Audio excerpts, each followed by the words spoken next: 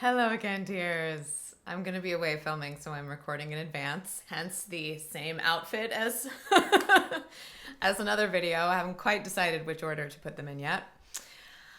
So, this is a video that's been brewing for a while. I've mentioned many times, or several, or at least once, the past lives for me are a part of every day. And have been since I was a kid. And so if you've clicked on this video, at least part of you is curious if it's not super normal for you to interact with past lives and people and beings who are not currently in the body.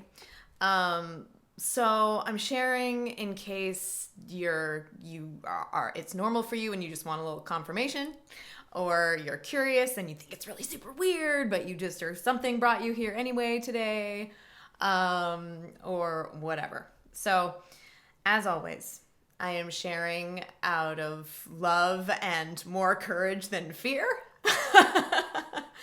And as always, all beliefs there's room for everyone's beliefs.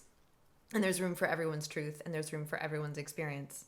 So I will be sharing mine with love and respect for yours, even if and when those things conflict, because I think that things can conflict and still be both real and true, or all real and true. So, and basically because of brevity of time, I haven't super thought this through and planned it out, so it's just going to be a cacophony like most of the best parts of life.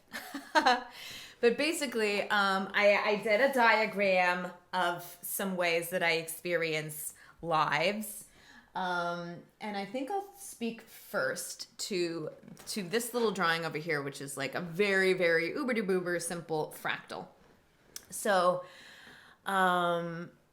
if this was a live group, I would say, is reincarnation part of a thing for you? Or if not, it doesn't need to be for this to make sense. You could also think of it scientifically as simply energy, and the fact that energy is neither created nor destroyed. You could think of consciousness as energy, and that just as energy goes together to make a person and then will dissolve, and reform, will disassemble, I should say, or no, dissolve is correct, and reform into other matter. You could also think of it that way as universal memory. So for me, it's the memories of this life. You could think of in a fractal way as being like that one. And so there have been different times in my life where it resonated to remember things that had harmonic resonance with this life and were informing things that I came into this life with. My brother and I, for example, my older brother and I came into this life, and when we were kids, most of the games we would play were survival games, like in the forest. And it was always, and not survival like we're trying to kill each other, but like we're helping each other survive because we had to work out some stuff from past life that we remembered. And we didn't grow up, my father was a minister when I was a kid, so of a very liberal Methodist church. So reincarnation wasn't a household word. I don't even remember what we just kind of called it past lives. I don't even know, because we didn't really have an outside reference for that. But since I don't remember not remembering this, because we used to talk about it a lot. We remembered being slaves together, siblings, and escaping together and having to survive in the forest. And it was just like we remembered last week, and just like we remembered our birthday, we remembered this. And there were other lives too that we both remembered, but that one we'd been siblings, and it was really very real and still holds a lot of charge. And this is part of, like, if something feels really real to you and you don't know why, for me, when I remember a past life, it's a visceral feeling in my whole body. It's like those times you have in your life when someone tells you something and you always knew it was true, but some part of you was kind of protecting yourself from knowing it was true. But once they say it's true, you're like, oh, I knew it. And some part of you can be relieved that now it makes sense. So for me,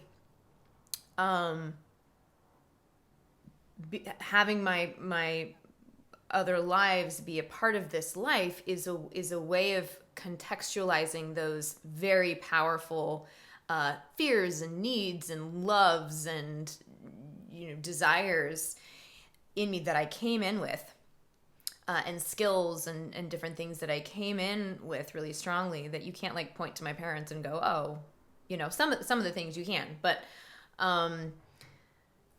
then it makes sense that they would be the ones to support me in having these experiences that I really came in to have. So it was helping us contextualize these games that we were playing, even as very small children. And we always were on each other's same team and on each other's same side, because that's what we came in with, and we still are. He transcended the earthly plane, the physical form, I would say. When he was 22, I was 18, which was really early. It was earlier than we thought, but it was peaceful.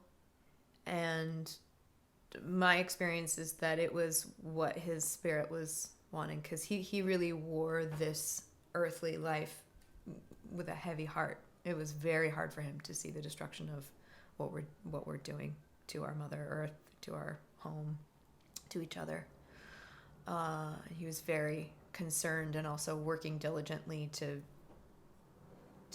bring things into balance, and still is my experience with him. And I remember when I was in, I was after Wollongong Uni. It was when I'd moved to Wellington, New Zealand, and I would go for these wee runs up Mount Victoria. And that's, you may be familiar if you're a Lord of the Rings fan, that's where the get off the road bits, some of the first bits that they were filming for Lord of the Rings was right up there, right outside my door, so I would go run up there, and there was this, I was running back down the hill, and a tree, this elder tree, had fallen across the path, and the stewards had cut that tree, huge tree, across the path, and then moved that piece to the side and cut like a 25% wedge out so that it became a bench, but raw, you were just sitting on the inside of this elder tree. And the scent from this tree was so powerful. And Adam worked with wood. He was a carpenter and learning all of these sustainable practices from all around the world that have been developed for, eons. And so the smell of wood was so perfectly atomized, atom for me, that it just like, it was this visceral feeling just like this, where my eyes got misty as I felt him tangibly, like you could bite that scent. And so I just paused, and I sat on that bench, and it had been, I was probably 21, so it would have been like 3 years since he'd passed, and I felt him next to me.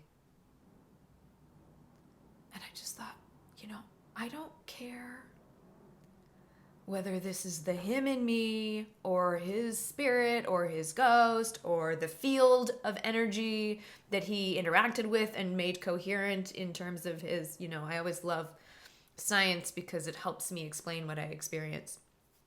But I was like, I don't care what the scientific explanation for this experience is. My brother is here, and I need my brother to be here. And so he is here. And that's all that matters to me right now. And I'm going to take this opportunity and bring into my experience being here with my brother. Because I wanna. Because it's real for me. Because he's real for me. And so I held his hand and I leaned on his shoulder and I breathed in this aroma, this spice. And I talked with him. And I'd been writing him letters, which felt like a tangible way to connect. But that, for me, it was more than a window. It was a door that I walked all the way through. And it started opening up so much for me. I've experienced now I have most of the people I interact with are no longer in the body, or never were in the body. Characters I will interact with, and I'm co-creating the characters I write and play. It's always a co-creation with the fields of those characters and worlds, and also beings from other realms, other planets, other areas are my kin. So that's a very normal, everyday, continual. There's like always a crowd in the room for me. So I'm saying these things in case there's any part of you that's worried that you're weird if you're having any of these experiences, because you're so not weird. It's so normal. It's going to become even more and more normal as our frequencies are rising, which is science, okay? This is science. If you want to just Google the Earth's frequency is speeding up, is becoming higher and faster. And we are made of all of the elements. We are made of earth. And we are here. So our frequencies are also rising. And it's a collective experience. So I'm here to say there is power in allowing for what has been deemed abnormal by certain cultures, but is already totally normal by cultures around the world, and has been up until the very recent time when these senses that are real have been vilified and turned against us. Then we started shutting those things down. To which point, it's also okay if none of this is part of your experience. Maybe you're here today because part of you is curious. And to which I would say, what if? What if it was okay for you to talk to people you want to talk to who are no longer in the body? What if it was okay? How would you live? What would you say to them? Would you listen and hear what they have to say? Because in my experience, I learn a lot. I have a whole host of spirit guides and even of this group who are like, guide seems a little too like we're telling you what to do, which is not at all what we do. Just call us your spirit guides. So anyway, I got a lot more on this diagram. Okay, so in my experience, I'll start with the pictures first. I've talked about Taurus fields. So to me, past lives, and I've listed a few, are kind of feel nested to me in this Taurus field. It's a way to think about it anyway. So that's one diagram you could draw, where I think my current one is the blue, but I also extended that out because other lives that I know I lived longer life than I have currently in this present moment that we're giving attention to right now as Amy. When I connect with them, my awareness also gets to expand out to all that they've learned and embodied and tried and experienced. So that's a way to think about it. This is another way to think about it, where same thing, here's some ups and downs if we think about it in a linear way. Here are some ups and downs of this life for me. But then some other lives, whenever there are these cross points, like when I was a kid, I had cross points with a life I didn't even chart on here, and with my brother, where we're playing this game in the woods, and then we realize this is more than a game. This is memory. This is memory. And there's something that we need to complete for each other. And so we're playing this game so that we can complete that thing that we didn't get to finish. We didn't survive that life. We died in that forest. So we played this game to heal what we didn't get to finish healing. And to do that together. We came in to do that together. Oof. There's a lot there. So, when you have that visceral, and especially if it's an emotional, from the outside seemingly irrational response, it may be that you're onto some deep truth that you know inside. I'm just leaving that there in case it's something you want to experiment with. So, a way to think about it is when there are these cross points, these resonant points, where it's like maybe you hear a voice. This has also happened to me, where I've heard a voice and gone, oh, I know that voice. And then the lives will come just like viscerally in of that memory, or you see something on TV, or you see something in a film that you've lived before. Or I'll be writing something and go, oh, I needed to hear that from that person in my life, from that other life. Yeah.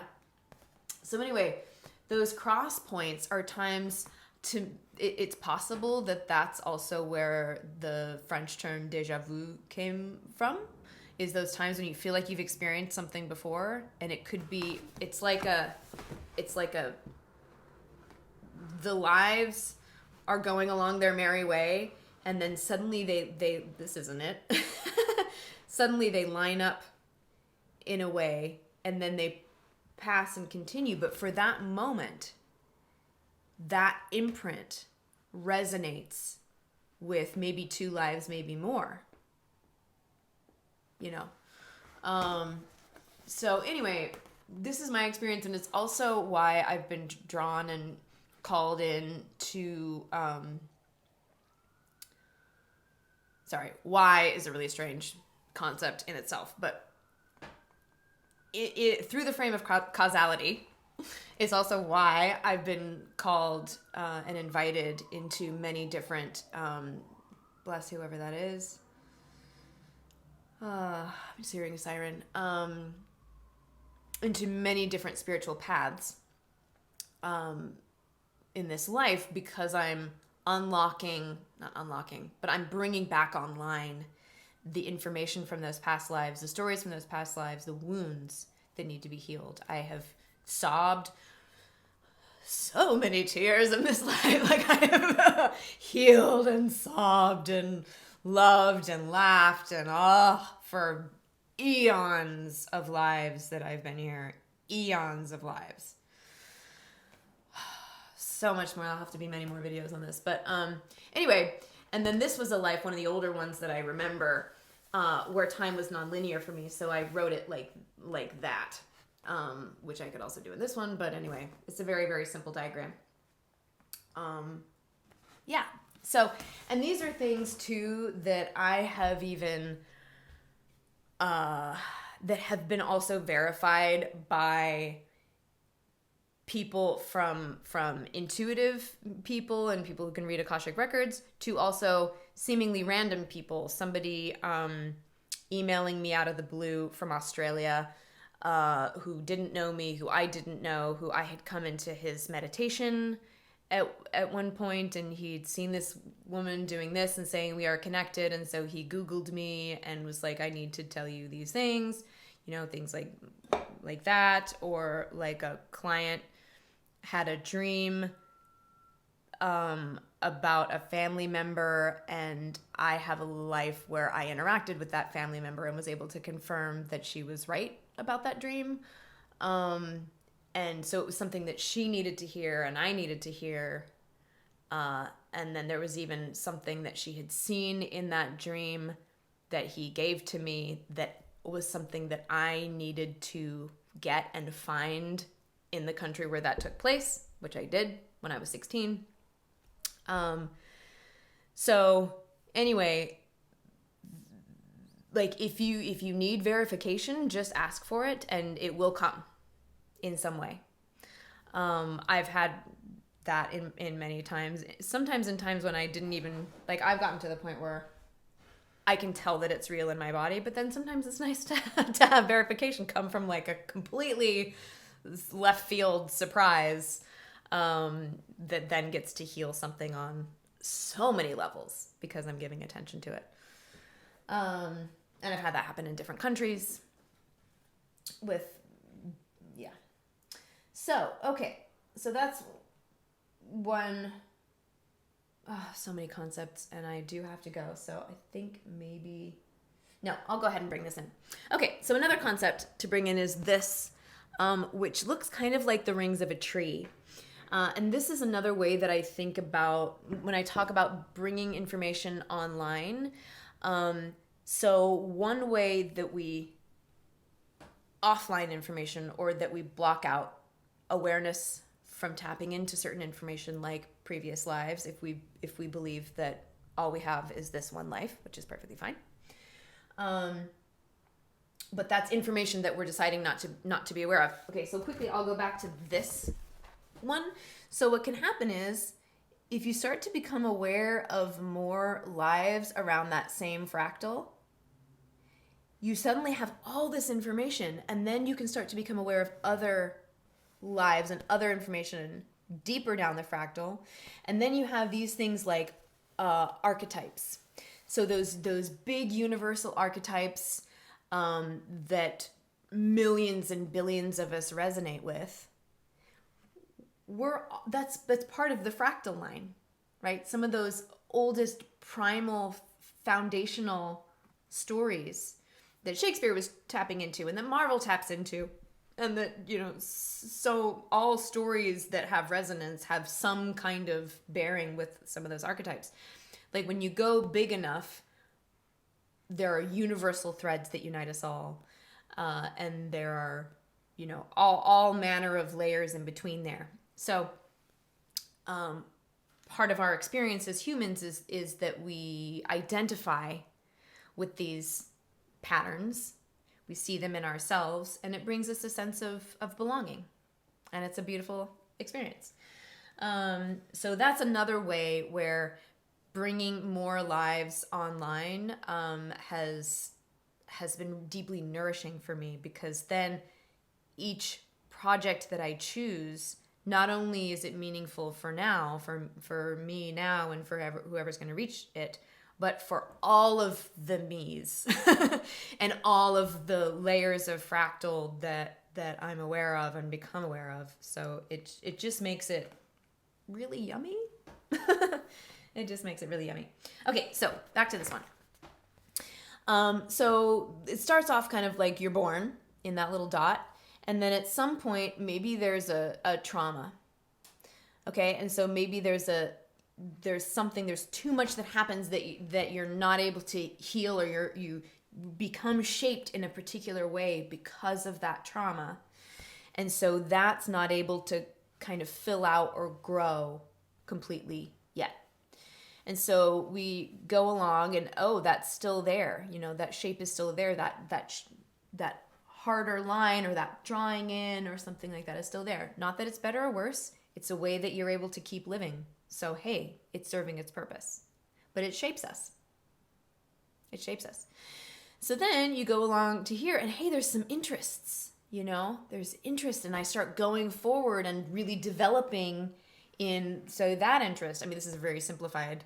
I have a umpteen bazillion interests, so it would look a lot more complicated. But, or maybe relationship has you develop in certain ways, reaching out to there.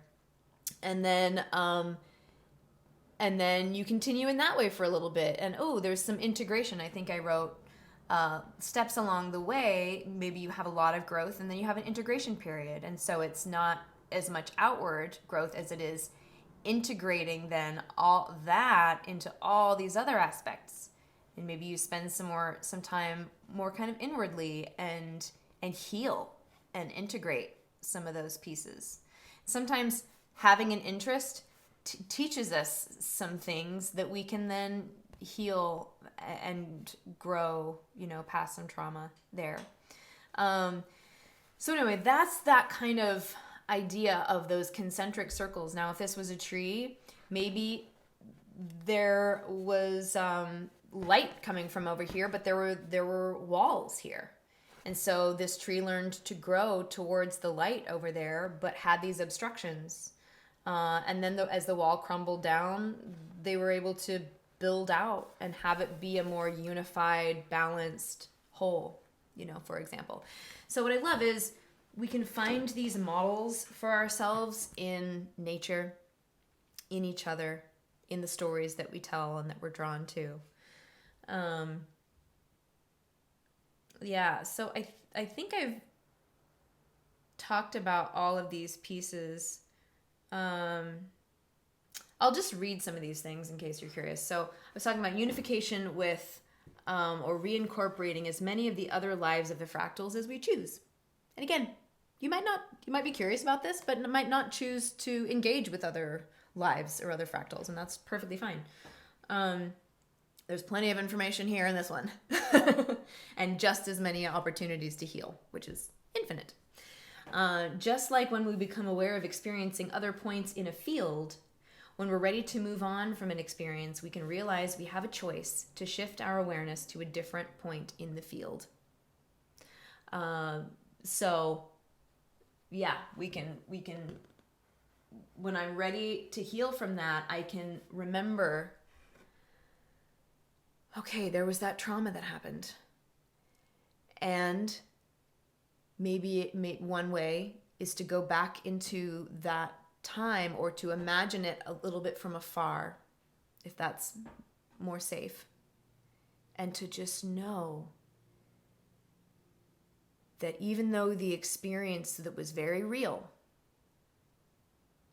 was lack of love, was hate, was harm, was pain, even though that was very real, also there was universal love there.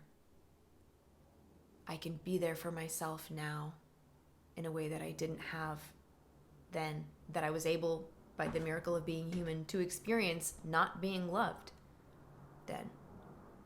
Even though in my view and experience, we are love. We are constantly being loved all the time by everything.